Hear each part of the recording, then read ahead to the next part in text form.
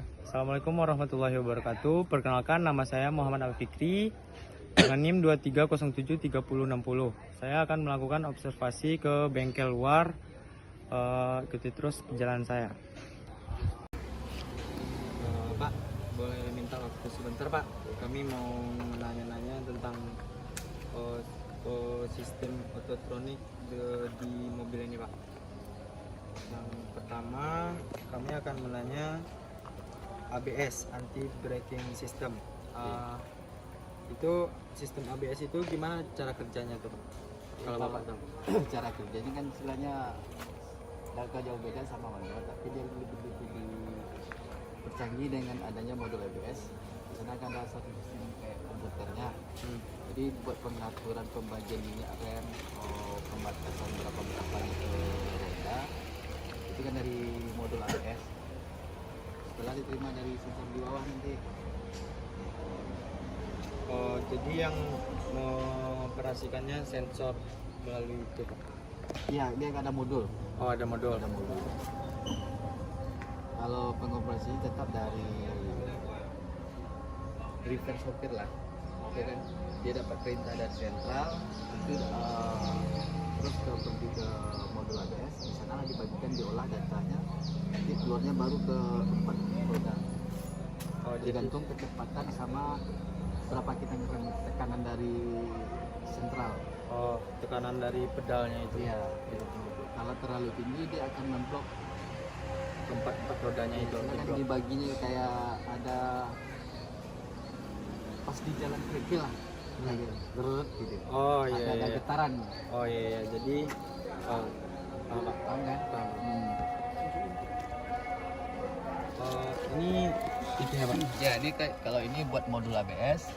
Di sini pengolahan datanya semua nanti diolah sama setelah bahasa kasarnya modul sebetulnya kan ya, semacam ECM, engine control modul. Iya.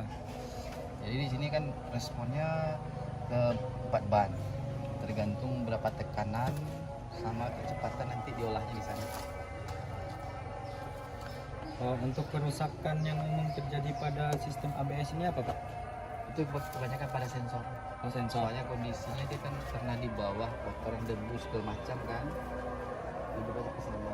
Satu lagi kualitas dari minyak rem.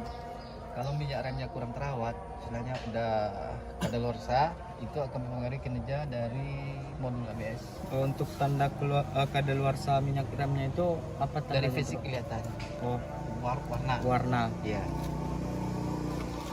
Jadi Soalnya kan minyak rem ini kan ada kilometernya. Hmm. Jadi karena orang awam kayak ini nggak gitu. Di sana lah sering terkendala kan. Baik, terima kasih, Pak.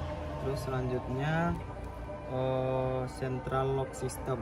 Apa yang Bapak ketahui tentang central lock Ya, system? kalau central system itu menyangkut nanti ke sistem di mobil. Maksudnya dia karena sensornya ke pedal rem, mesin hidup sekian menit atau sekian detik, pas diinjak rem dia kunci semua. Itu pun ada modulnya, semacam modul central lock namanya. Ya. Dia terbagi dua itu. Yang satu buat motor central lock, yang satu buat ada hubungannya nanti ke remote. Remote kunci. Iya. Itu kan central kan? Iya. Iya. Kerusakan yang umum terjadi pada sistem central lock itu apa, Pak? Sering motornya. Motornya. Karena dia lebih sering bergerak kan. Tapi yang lebih sering utama itu di sentral dekat sopir. Oh, yang di sini. Iya, sendiri sopir. Soalnya itu awal sumber perintah dari semuanya. Kalau yang sentralnya itu rusak, mempengaruhi semuanya. Selanjutnya materinya power window, Pak. Ya, power window. Cara kerja power window itu gimana, Pak? Cara kerja power window itu sistem namanya dinamo, dia akan pasti ada gerakan ternaik, itu tergantung perintah dari tombol. Kita mau naik apa turun. Iya. Itu pun nanti kan ada semacam relay namanya. Ada dinamonya di dalam. Ada semacam dinamo. Itu ada beberapa jenis, ada yang pakai tali, ada yang pakai gigi. Ya kebanyakan yang dua itulah, tali sama gigi. Kerusakan yang umum terjadi pada sistem itu apa, Pak? Kalau sering lebih banyak di tombol. Di tombolnya. Ya, Kerusakan di tombolnya gitu nggak mau balik atau ya salah satunya karena kan dia ada semacam kotak. gas? Ya. Kadang-kadang nggak tahu kan namanya mobil dipakai itu mungkin kena air apa segala macam itu bisa membuat dia konslet atau shock di sana. Jadi itu yang sangat bisa. Masih, Pak. Terus untuk Ya kalau cara kerjanya atau gimana maksudnya alurnya gitu. Ya kalau buat airbag system itu dia punya sensor di sisi depan. motornya yang mana, Pak? Kalau boleh Ini tahu. kalau biasanya dekat bemper. Kalau di Innova ini dia di sebelah radiator kiri kanan. Jadi kalau ada benturan terlalu keras atau menyentuh dari sensor ini, dia akan membuat kantong udara di setir itu kan meledak. Sama di sebelah penumpang. Itu Pak cuma satu kali pakai. Ya. Kalau sudah dia meledak nggak bisa pakai lagi, harus diganti unitnya. Jadi cuma sekali pakai diganti. Ya. Ya kerusakan paling seperti itulah kalau yang paling kerusakan biasa sih itu dari kantong udara. Kantong udaranya bocor atau gimana? Enggak, dia kan kalau udah dapat insiden kan dapat getaran dari sensor. Selain getaran itu udah melebihi batas aman, dia akan memicu modul di kantong udara untuk menggembung. Jadi kalau udah itu botol meledak nggak bisa dipakai lagi, harus ganti unit baru. Kalau sistem auto itu termasuk istilahnya sistem yang terdahulu paling awal itu buat sistem komputer. Kalau electrification itu dia bekerja berdasarkan perintah dari sensor-sensor, mulai dari awal mesin dihidupkan sampai mesin hidup. Itu tergantung data yang diterima dari masing-masing sensor yang ada di mesin. Kalau itemnya ya mungkin kayak sensor CKP, CMP,